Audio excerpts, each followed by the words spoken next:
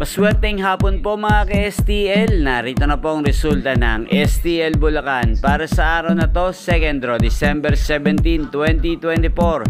Araw ng Martes, naway ang mga natayaan nyo pong mga numero kanina ay manalo nawa ngayong hapong ito, 4 PM. Kaya kunin nyo na po ang mga tickets. Narito na po ang resulta.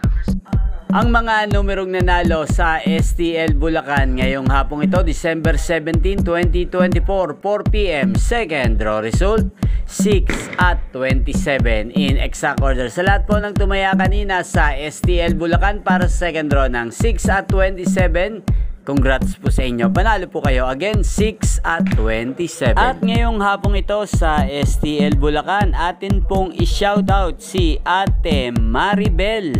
Ate Maribel ng Bulacan, shoutout po sa iyo. Naway nasa mabuti ka pong kalagayan. At sana mga tinataya mo mga numero sa Bulacan ay manalo na ngayong hapong ito.